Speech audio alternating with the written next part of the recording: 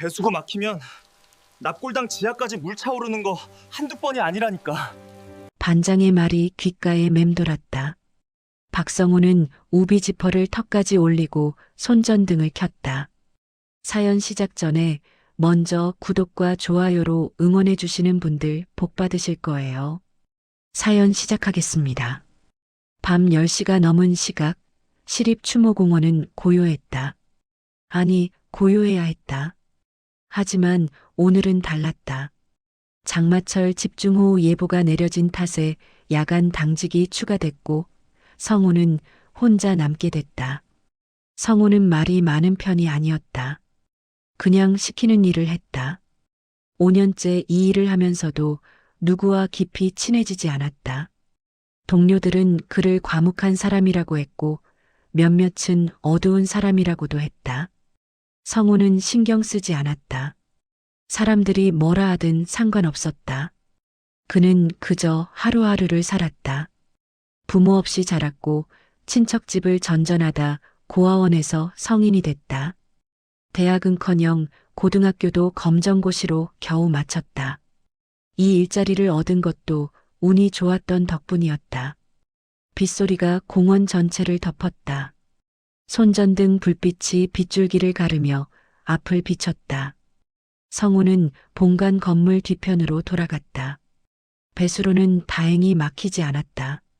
나뭇잎 몇 개를 건져내고 쓰레기망을 점검했다. 물은 제법 빠르게 흘러내렸다. 이 정도면 괜찮겠네. 성우는 혼잣말을 하며 고개를 들었다. 그때 본관 3층 요양병원 구역의 한 창문에 불이 켜졌다. 이 시간에 불이 켜진 건 이상했다. 소등 시간은 9시였다. 환자가 응급 상황인가 싶어 성우는 본관 쪽으로 발걸음을 옮겼다. 추모공원 내 요양병원은 말이 병원이지 사실 말기 환자나 거동이 불편한 노인들이 임종을 기다리는 곳이었다. 가족들이 찾아오는 일도 드물었다. 장례까지 한 번에 치를 수 있다는 게 이곳의 유일한 장점이었다. 성우는 본관 후문으로 들어갔다. 복도는 조용했다. 간호사 한 명이 당직실에서 졸고 있었다. 성우는 조심스레 3층으로 올라갔다. 불이 켜진 방은 307호였다. 문틈으로 희미한 목소리가 들렸다. 그러니까 제 말은요. 여자 목소리였다. 성우는 노크를 하려다 멈칫했다. 목소리에 날카로운 기운이 섞여 있었다. 어머님, 이해하시죠? 어머님 상태로는 더 이상 재산 관리가 불가능하다고. 변호사도 그렇게 말했어요. 치매 진단서 받으면 후견인 지정되고 그럼 저희가 합법적으로 재산을 정리할 수 있다고요. 요양원비만 해도 한 달에 얼마인 줄 아세요? 그 돈은 다 땅 파서 나오는 줄 아시나 봐. 성우는 숨을 죽였다. 뭔가 심상치 않은 대화였다. 그는 슬그머니 몸을 돌려 복도 끝 청소도구함 쪽으로 물러났다. 하지만 발소리를 죽이지 못했다. 장화 밑창이 물기 때문에 바닥에 쪽쪽 소리를 냈다. 문이 열렸다. 누구세요? 여자가 날카롭게 물었다. 50대 초반으로 보이는 단정한 차림의 여성이었다. 성우는 침착하게 고개를 숙였다. 관리실입니다. 누수 점검하러 왔습니다. 이 시간에요? 장마 때문에 긴급 점검입니다. 혹시 방 안에 물샌데 없으셨습니까? 여자는 성우를 위아래로 훑어봤다. 의심스러운 눈빛이었다. 하지만 성우는 담담하게 시선을 마주했다. 거짓말이 아니었다. 실제로 누수 점검은 그의 업무였다. 없어요. 괜찮으니까 가보세요. 네, 실례했습니다. 성우는 다시 고개를 숙이고 돌아섰다. 하지만 여자는 문을 닫지 않고 그를 지켜봤다. 성우는 복도를 천천히 걸어 계단 쪽으로 향했다. 심장이 빠르게 뛰었다. 뭔가를 들었다는 걸 들키지 않아야 했다. 계단 입구에 들어서는 순간 뒤에서 문 닫히는 소리가 들렸다. 성우는 가슴을 쓸어내렸다. 하지만 발길을 멈출 수 없었다. 그는 3층 복도 끝 비상구 쪽으로 몸을 숨겼다. 창문 너머로 307호 방이 보였다. 여자는 다시 전화를 했다. 여보, 나야. 관리인이 왔었어. 누수 점검이래. 응, 갔어. 근데 좀 찝찝하네. 아무튼 어머님 상태 확인은 내일 낮에 의사 선생님 만나서 다시 하자. 진단서만 받으면 끝이야. 알았지? 성우는 숨을 죽이고 지켜봤다. 여자는 통화를 끊고 방 안으로 들어갔다. 그리고 침대 옆에 앉아 있는 노인에게 무언가를 말했다. 노인은 고개를 끄덕이지 않았다. 그저 창밖만 바라봤다. 성우는 천천히 자리를 떴다. 비상계단으로 내려가 1층에 도착했을 때 그는 잠시 멈춰섰다. 가슴속에서 무언가가 뜨겁게 올라왔다. 분노였다. 아니, 슬픔이었다. 그는 그 감정이 무엇인지 정확히 알 수 없었다. 그날 밤 성우는 숙직실로 돌아가지 않았다. 본관 1층 로비 구석, 자판기 옆 소파에 앉아 밤을 지새웠다. 빗소리는 새벽까지 멈추지 않았다. 다음 날 아침 비는 그쳤지만 하늘은 여전히 잔뜩 흐렸다. 성우는 평소처럼 6시에 일어나 묘역 정비를 시작했다. 장마 때문에 무너진 화단을 정리하고 흙탕물을 쓸어냈다. 땀이 등줄기를 타고 흘렀다. 일을 하는 동안에는 아무 생각도 하지 않아도 됐다. 그게 좋았다. 오전 10시쯤 본관 쪽에서 누군가 성우를 불렀다. 박 씨, 잠깐 이리 좀 와봐요. 간호부장이었다. 성우는 삽을 내려놓고 본관으로 향했다. 간호부장은 3층 복도에서 난감한 얼굴로 서 있었다. 307호 환자분 보호자가 짐 정리 좀 해달래요. 오늘 중으로 옮긴대요. 근데 저희가 오늘 바빠서요. 미안하지만 박 씨가 좀 도와줄 수 있어요? 어디로 옮기는데요? 다른 병원이래요. 좀 더 좋은 데로 가시나 봐요. 뭐, 저희가 상관할 바는 아니지만. 간호부장의 말투에는 묘한 뉘앙스가 섞여 있었다. 성우는 고개를 끄덕였다. 알겠습니다. 307호 방문이 열려 있었다. 어젯밤 그 여자 이서연이 침대 옆 서랍을 뒤지고 있었다. 침대에는 노인이 가만히 앉아 있었다. 창밖을 바라보는 모습이 어젯밤과 똑같았다. 관리실에서 왔습니다. 성우의 목소리에 이서연이 고개를 돌렸다. 어젯밤과 같은 날카로운 눈빛이었다. 어젯밤 직원이시네? 여기 있는 짐들 전부 박스에 담아주세요. 옷은 저기 가방에 넣고 나머지는 다 버려도 돼요. 버리신다고요? 네. 어차피 쓸모없는 것들이에요. 낡은 사진이랑 잡동사니들. 그냥 폐기해주세요. 성우는 방 안을 둘러봤다. 작은 서랍장 위에 액자 몇 개가 놓여 있었다.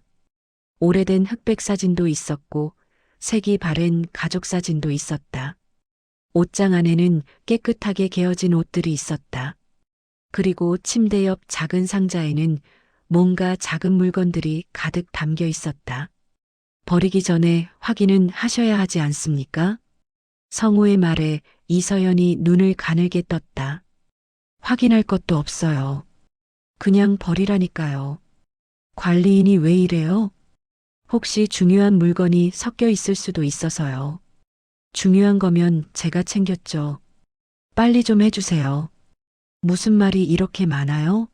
시간 없어요. 이서연은 짜증스럽게 말하고 휴대폰을 꺼내 들었다. 성우는 더 이상 말하지 않았다.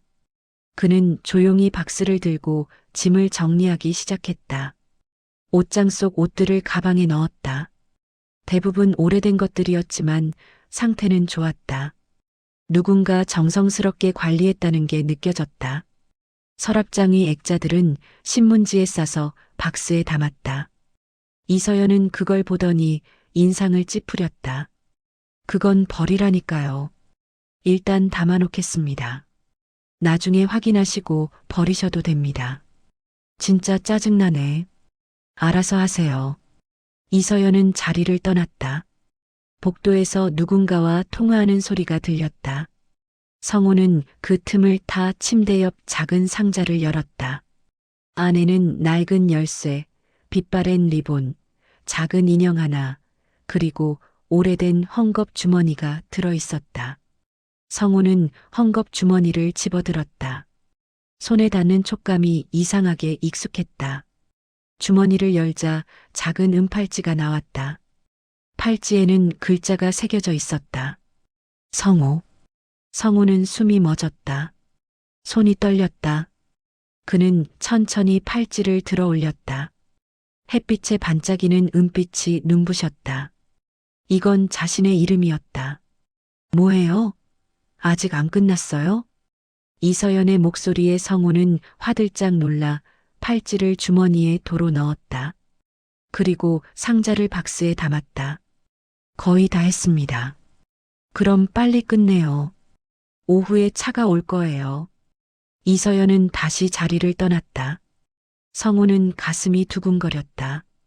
그는 조심스럽게 박스를 들고 침대 옆 노인을 바라봤다. 노인은 여전히 창밖을 보고 있었다. 주름진 얼굴, 가늘게 떨리는 손, 그리고 텅 빈 듯한 눈빛. 할머니. 성우는 낮은 목소리로 불렀다. 노인이 천천히 고개를 돌렸다. 처음으로 성우와 눈이 마주쳤다. 탁한 눈동자 속에 뭔가가 일렁였다. 슬픔이었을까, 그리움이었을까. 성우는 알 수 없었다. 괜찮으세요? 노인은 대답하지 않았다. 그저 성우를 물끄러미 바라봤다. 그리고 아주 작은 목소리로 중얼거렸다. 닮았네. 예. 누구를 많이 닮았어. 노인의 목소리는 거기서 끊겼다. 성우는 더 묻고 싶었지만 복도에서 발소리가 들렸다. 그는 서둘러 박스를 들고 방을 나왔다. 복도에서 이서현과 남자 하나가 서 있었다. 남자는 50대 중반으로 보였다. 얼굴에 피곤함이 가득했다. 여보, 그냥 빨리 끝내. 나 회사 가야 해. 알았어, 알았다고.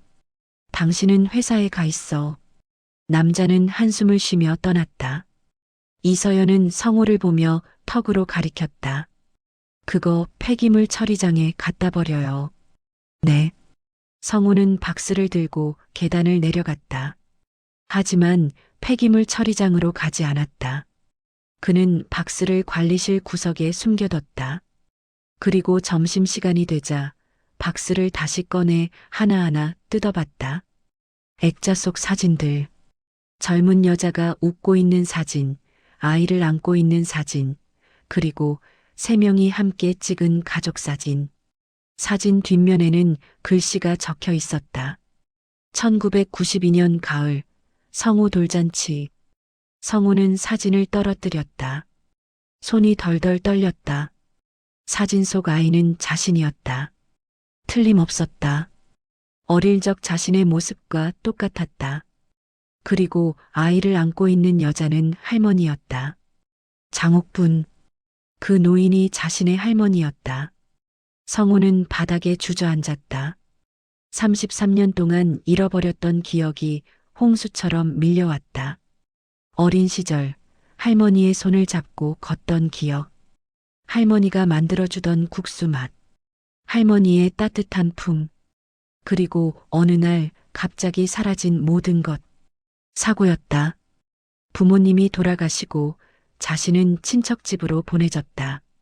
그리고 할머니는 어디 가셨을까?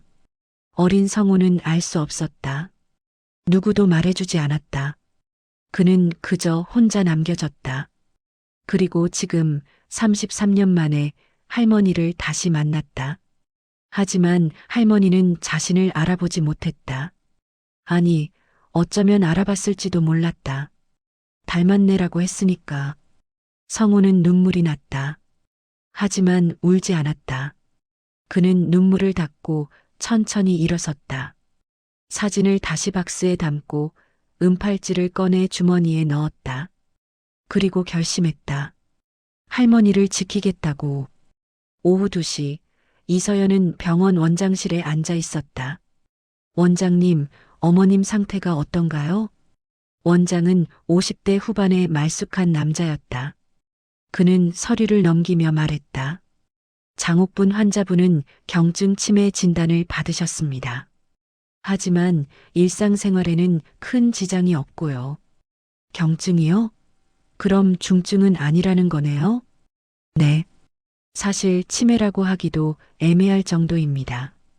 기억력 감퇴가 있긴 하지만 판단력은 온전하십니다. 이서연의 얼굴이 굳었다. 그럼 후견인 선정은 어렵다는 건가요? 법적으로는 본인이 동의하지 않는 이상 어렵습니다. 하지만 나이가 78세인데요. 재산 관리를 제대로 할 수 있겠어요? 원장은 난처한 표정을 지었다. 그건 제가 판단할 문제는 아닙니다. 다만 의학적으로 보면 장 회장님은 아직 의사결정 능력이 있으십니다. 이서연은 입술을 깨물었다. 그녀는 가방에서 봉투 하나를 꺼내 책상 위에 놓았다. 원장님, 솔직히 말씀드리죠. 어머님 재산 문제 때문에 복잡해요. 어머니가 판단력이 흐려지셔서 이상한 사람들한테 속을 수도 있잖아요. 그걸 막으려면 후견인 지정이 필요하다고요. 하지만 거짓 진단서는 발급할 수 없습니다. 거짓이 아니라 좀 더 정확한 진단이죠. 어머님 상태가 악화될 가능성도 있잖아요. 미리 대비하자는 겁니다. 원장은 봉투를 바라봤다. 그 안에 뭐가 들었는지 뻔했다. 그는 한숨을 쉬었다. 일주일만 기다려주세요. 다시 검사해보고 판단하죠. 감사해요, 원장님. 이서연은 만족스러운 표정으로 자리에서 일어났다. 그녀는 복도로 나와 남편에게 전화를 걸었다. 여보, 나야. 일주일 걸릴 것 같아. 원장이 좀 까다로워서. 하지만 방법은 있어. 걱정하지 마. 전화를 끊고 돌아서는 순간 이서연은 복도 끝에 서 있는 성우와 눈이 마주쳤다. 성우는 청소 도구를 들고 있었다. 이서연은 눈살을 찌푸렸다. 저 사람 거슬리게 왜 자꾸 보이지? 그녀는 성우를 의심스럽게 바라보다 고개를 저었다. 그냥 관리인일 뿐이었다. 신경 쓸 필요 없었다. 성우는 이서연이 떠나는 걸 지켜봤다. 그는 원장실 앞을 지나치며 귀를 기울였다. 안에서 원장이 한숨 쉬는 소리가 들렸다. 성우는 주먹을 꽉 쥐었다. 뭔가 해야 했다. 하지만 뭘 할 수 있을까? 그날 저녁 성우는 다시 307호 앞에 섰다. 이서연은 떠났고 방 안에는 할머니만 남아 있었다. 성우는 문을 두드렸다. 할머니, 저 관리실 직원입니다. 들어가도 될까요? 대답이 없었다. 성우는 조심스럽게 문을 열었다. 할머니는 침대에 앉아 창밖을 보고 있었다. 성우는 천천히 다가가 의자에 앉았다. 할머니, 제가 드릴 말씀이 있습니다. 할머니가 고개를 돌렸다. 여전히 탁한 눈동자였지만 뭔가 또렷한 빛이 섞여 있었다. 누구요? 관리실에서 일하는 박성호입니다. 박성호, 성호. 할머니는 그 이름을 되뇌었다. 그리고 눈빛이 흔들렸다. 성호가 우리 손자 이름인데. 성호는 숨을 삼켰다. 할머니는 기억하고 있었다. 33년 전 손자를 기억하고 있었다. 할머니, 혹시 손자분이 어떻게 됐는지 아십니까? 할머니는 고개를 저었다. 눈가에 눈물이 고였다. 모르오. 사고 나고 아이를 찾을 수가 없었어요. 친척들이 데려갔다는데 어디에 있는지. 왜 찾지 않으셨습니까? 찾았죠. 찾았는데 아무도 말해주지 않았어요. 아들도 며느리도 그냥 잊으라고만 했어요. 할머니의 목소리가 떨렸다. 성우는 주먹을 꽉 쥐었다. 분노가 치밀어 올랐다. 아들과 며느리가 일부러 할머니와 손자를 갈라놓은 것이었다. 할머니, 지금 며느리분이 뭘 하려는지 아십니까? 알죠. 나를 미치광이로 만들려고 하잖아요. 할머니는 쓴웃음을 지었다. 내 재산이 탐나는 거죠. 내가 죽기 전에 내 재산 다 가져가려고. 하지만 난 아직 멀쩡해요. 내 재산을 지킬 수 있어요.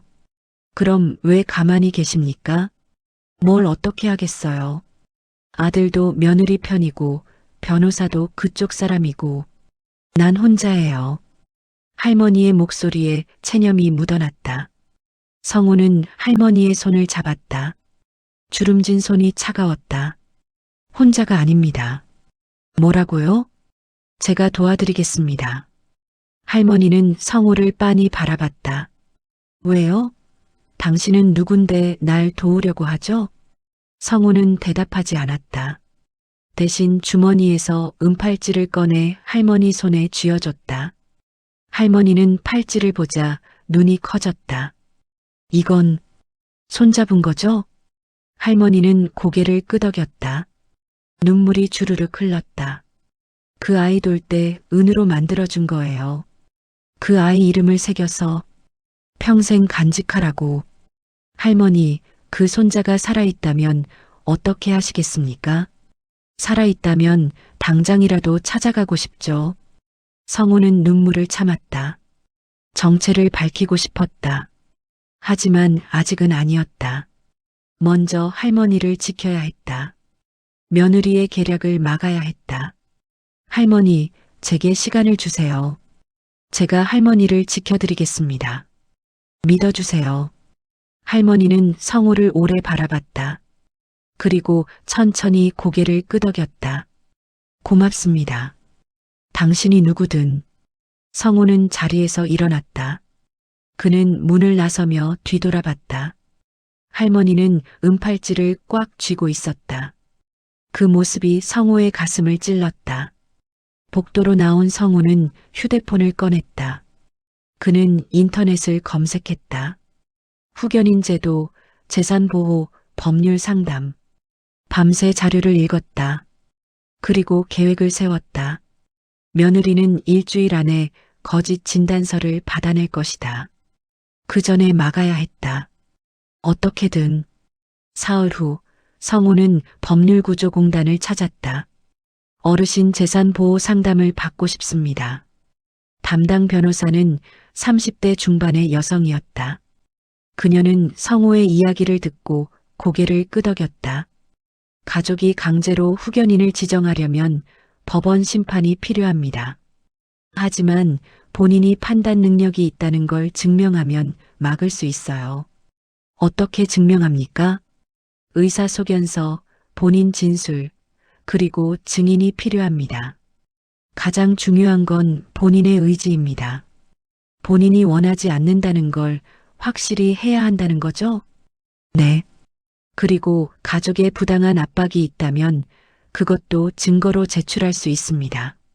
성우는 메모했다. 변호사는 명함을 건넸다. 필요하면 언제든 연락하세요. 무료 상담도 가능합니다. 감사합니다. 성우는 법률구조공단을 나와 다시 병원으로 돌아왔다. 그는 관리실에 들러 녹음기를 챙겼다. 그리고 3층으로 올라갔다. 307호 앞에서 이서연의 목소리가 들렸다. 어머님, 이제 좀 협조하셔야죠. 병원비도 그렇고 집 관리도 그렇고 돈이 엄청 들어간다고요. 내 돈이야. 내가 쓰겠다는데 왜 간섭이야. 할머니의 목소리는 단호했다. 이서연은 한숨을 쉬었다. 어머님, 요즘 정신이 오락가락하시잖아요. 의사 선생님도 그러시던데요. 나 멀쩡해. 누가 오락가락해? 어머님, 왜 이러세요? 우리가 뭘 잘못했어요? 그냥 어머님 재산 지켜드리려는 건데. 지켜? 빼앗으려는 거지. 할머니의 목소리가 커졌다. 이서연은 주변을 살폈다. 복도는 조용했다. 그녀는 목소리를 낮췄다. 어머님, 크게 말씀하시면 곤란해요. 사람들이 듣잖아요. 듣게 해. 내가 더 큰 소리로 말할게. 내 아들과 며느리가 내 재산을 노린다고. 어머님, 성우는 할머니 방으로 향했다. 문 앞에서 이서연의 목소리가 들렸다. 어머님, 진정하세요. 그렇게 흥분하시면 혈압 오르세요. 성우는 노크를 하고 들어갔다. 실례합니다. 청소 점검 왔습니다. 이서연이 짜증스럽게 돌아봤다. 지금 중요한 얘기 중이에요. 나중에 오세요. 환자분 상태 확인이 필요합니다. 성우는 할머니에게 다가가 혈압을 재는 척하며 작은 목소리로 속삭였다. 할머니, 며느리분과 대화하실 때 이거 주머니에 넣어두세요. 성우는 할머니 손에 작은 녹음기를 쥐어줬다. 할머니는 놀란 눈으로 성우를 바라봤다. 할머니가 왜라는 눈빛을 보냈다. 할머니를 지켜드리려고요. 며느리분이 하는 말 증거로 남겨두셔야 합니다. 할머니는 고개를 끄덕이고 녹음기를 주머니에 넣었다. 이서연이 의심스러운 눈으로 물었다. 뭐 하는 거예요? 혈압 체크했습니다. 조금 높으시네요. 성우는 할머니께 눈짓을 하고 방을 나갔다. 성우가 나간 후 이서연은 다시 할머니에게 다가왔다. 어머님, 우리 얘기 계속해야죠? 할머니는 주머니 속 녹음기를 만지작거리며 조용히 녹음 버튼을 눌렀다. 무슨 얘기? 어차피 일주일 후면 다 끝나요. 원장님이 진단서 써주시기로 했어요. 진단서? 무슨 진단서? 어머님이 치매라는 진단서요. 그럼 우리가 합법적으로 재산을 관리할 수 있다고요. 거짓말이잖아. 난 치매 아니야. 어머님, 누가 믿겠어요? 어머님 멀쩡하다는 거 아무도 안 믿어요. 법원도 우리 편이에요. 할머니는 손이 떨렸지만 녹음기를 꼭 쥐었다. 모든 말이 녹음되고 있었다. 어머님, 그냥 순순히 협조하세요. 안 그러면 더 힘들어져요. 요양원도 아무도 모르는 곳으로 옮길 수 있어요. 협박이야? 협박이 아니라 현실이에요. 어머님 혼자서 뭘 하시겠어요? 아무도 안 도와줘요. 할머니는 숨이 막혔다. 가슴이 답답해졌다. 바로 그때 성우가 간호사와 함께 다시 들어왔다. 환자분 상태가 안 좋아 보여서 간호사님을 모셔왔습니다. 간호사가 황급히 할머니를 살폈다. 할머니는 숨을 몰아쉬고 있었다. 혈압계를 대자 수치가 높게 나왔다. 혈압이 너무 높으세요. 안정을 취하셔야 해요. 간호사는 이서연을 보며 말했다. 보호자분, 환자분을 흥분시키시면 안 됩니다. 오늘은 면회를 중단하시는 게 좋겠습니다. 이서연은 분한 표정으로 가방을 집어들었다. 알았어요. 가면 되잖아요. 그녀는 성우를 노려보며 방을 나갔다. 간호사가 할머니에게 약을 먹이고 나간 후 성우는 할머니 곁에 앉았다. 할머니, 녹음하셨죠? 할머니는 떨리는 손으로 녹음기를 꺼냈다. 다 녹음됐어. 성우는 녹음기를 받아 재생 버튼을 눌렀다. 이서연의 목소리가 또렷하게 들렸다. 이제 증거가 있습니다. 며느리가 할머니를 속이려 한다는 증거요. 하지만 원장도 그쪽 편인데 제가 다른 병원에 연락했습니다. 할머니를 재검사해 줄 수 있대요. 공정한 의사한테요. 할머니는 성우를 빤히 바라봤다. 당신은 대체 누구예요? 왜 이렇게까지 하는 거요? 성우는 할머니의 손을 잡았다. 할머니, 나중에 말씀드릴게요. 지금은 할머니를 지키는 게 먼저입니다. 할머니는 눈물을 닦으며 고개를 끄덕였다. 고마워요. 정말 고마워요. 성우는 자리에서 일어났다. 그는 녹음기를 챙기고 병원을 나섰다. 그리고 법률구조공단 변호사에게 전화를 걸었다. 변호사님, 할머니께서 직접 녹음하신 증거를 확보했습니다. 일주일 후 법원 재판정. 이서현과 최원태는 변호사와 함께 앉아 있었다. 그들은 자신만만한 표정이었다. 원장의 진단서도 받았고 변호사도 믿을만했다. 후견인 지정은 시간 문제였다. 하지만 반대편에는 예상치 못한 사람들이 앉아 있었다. 장옥분 할머니, 법률구조공단 변호사, 그리고 박성호. 이서연은 성호를 보자 얼굴이 굳었다. 저 사람은 왜 여기 있어요? 판사가 서류를 펼치며 말했다. 박성호 씨는 증인으로 출석했습니다. 이제 재판을 시작하겠습니다. 이서연의 변호사가 먼저 나섰다. 판사님, 장옥분 씨는 78세 고령으로 치매 진단을 받았습니다. 재산관리 능력이 없으므로 후견인 지정이 필요합니다. 그는 원장의 진단서를 제출했다. 판사는 서류를 검토했다. 피청구인 측 의견은? 법률구조공단 변호사가 일어났다. 판사님, 장옥분 씨는 경증 치매 진단을 받았을 뿐 판단 능력은 온전합니다. 오히려 가족이 부당하게 재산을 빼앗으려 한다는 증거가 있습니다. 증거를 제출하세요. 변호사는 녹음 파일과 다른 병원의 재검사 결과를 제출했다. 판사는 녹음 파일을 들었다. 이서연의 목소리가 법정에 울려 퍼졌다. 어차피 일주일 후면 다 끝나요. 원장님이 진단서 써주시기로 했어요. 어머님이 치매라는 진단서요. 그럼 우리가 합법적으로 재산을 관리할 수 있어요. 이서연의 얼굴이 새하얗게 질렸다. 최원태는 당황한 표정으로 아내를 바라봤다. 이서연의 변호사가 일어났다. 판사님, 이 녹음의 출처가 명확하지 않습니다. 누가 녹음한 것입니까? 판사는 할머니를 바라봤다. 장옥분 씨, 이 녹음은 누가 했습니까? 할머니가 떨리는 목소리로 대답했다. 제가 직접 녹음했습니다. 며느리와 아들이 저를 속이려는 것 같아서 제 호주머니에 녹음기를 넣고 대화했어요. 누구의 도움을 받았습니까? 박성호 씨가 녹음기를 빌려줬습니다. 하지만 녹음은 제가 직접 했습니다. 판사는 고개를 끄덕였다. 확인됐습니다. 대화 당사자가 직접 녹음한 것이므로 증거로 채택합니다. 판사는 녹음 파일을 끝까지 들었다. 그리고 재검사 결과를 확인했다.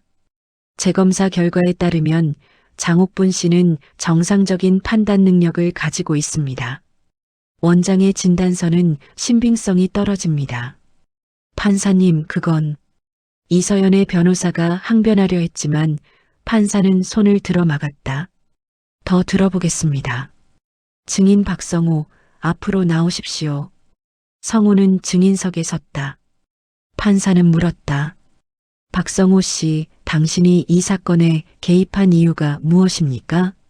할머니를 지키기 위해서입니다. 장옥분 씨와 무슨 관계입니까? 성호는 잠시 망설였다.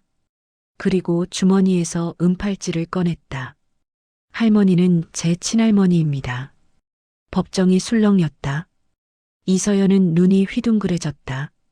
할머니는 눈물을 흘렸다. 성호는 은팔찌를 들어보였다. 33년 전 저는 사고로 부모님을 잃고 할머니와 헤어졌습니다. 친척들이 저를 데려갔고 할머니는 제 행방을 몰랐습니다. 그리고 우연히 이곳에서 다시 만났습니다. 증거가 있습니까? 성호는 출생증명서와 가족관계 증명서를 제출했다. 그리고 어릴 적 사진도 함께 냈다. 혹시 몰라 유전자 감정 결과서도 함께 제출했다.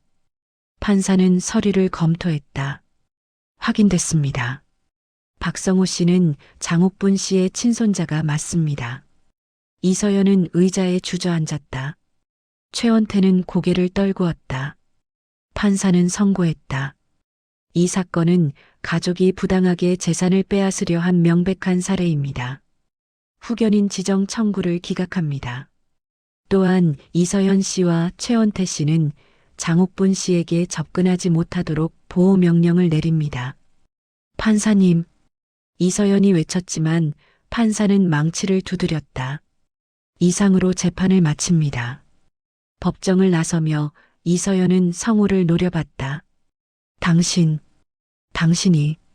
성우는 조용히 말했다. 할머니는 당신의 재산이 아닙니다. 할머니는 제 가족입니다. 이서연은 아무 말도 하지 못했다. 최원태는 고개를 숙인 채 아내를 이끌고 떠났다. 할머니는 성우에게 다가왔다. 두 사람은 오랫동안 서로를 바라봤다. 성우야. 할머니는 성우를 끌어안았다. 33년 만의 포옹이었다. 성우는 할머니의 등을 토닥이며 눈물을 흘렸다. 죄송해요, 할머니. 늦게 찾아뵈어서. 아니야, 찾아줘서 고마워. 내 손자, 내 강아지. 두 사람은 한참을 울었다. 법정 밖 복도에서 33년의 세월이 흘러간 그 자리에서 6개월 후 장옥분 할머니는 요양병원을 나와 작은 집에서 살고 있었다. 성우가 퇴근 후마다 들러 저녁을 함께 먹었다. 할머니는 손수 국수를 만들어줬다. 어릴 적 먹던 바로 그 맛이었다. 할머니, 이거 정말 맛있어요. 그래. 옛날에 성우 내가 제일 좋아하던 건데. 할머니는 웃으며 성우의 그릇에 국수를 더 담아줬다. 성우는 행복했다. 33년 만에 되찾은 가족, 33년 만에 느끼는 따뜻함. 이서형과 최원태는 재산 빼돌리기 시도와 거짓 진단서 공모 혐의로 조사를 받았다. 원장도 의사면허 정지 처분을 받았다. 인과응보였다. 할머니는 재산의 대부분을 사회에 기부하기로 했다. 고아원과 요양원에. 성우는 할머니의 결정을 존중했다. 돈보다 중요한 건 함께 있는 시간이었다. 성우야. 네, 할머니. 나 너무 행복해. 죽기 전에 너를 다시 볼 수 있어서. 할머니, 오래오래 사셔야 해요. 앞으로 함께 있을 시간이 많잖아요. 할머니는 성우의 손을 꽉 잡았다. 주름진 손이었지만 따뜻했다. 그래, 오래 살아야지. 내 손자 결혼하는 것도 봐야 하고 증손주도 봐야 하고. 성우는 웃었다. 할머니도 웃었다. 창밖으로 석양이 지고 있었다. 붉은 노을이 두 사람을 비췄다. 늦게 찾은 인연이었지만 이제는 영원히 함께할 인연이었다. 시립추모공원에는 여전히 비가 내렸다. 하지만 이제 성우는 혼자가 아니었다. 빗소리도 고요함도 더 이상 외롭지 않았다. 집으로 돌아가는 길, 성우는 주머니 속 은팔찌를 만졌다. 33년을 기다린 팔찌. 이제 그 팔찌는 할머니의 사랑과 함께 성우의 가슴 속에 영원히 남을 것이다. 욕심은 파멸을 부르고 진실은 결국 빛을 본다. 늦게 만난 인연은 잃어버린 시간을 품고 있어 더 귀하고 아름답다.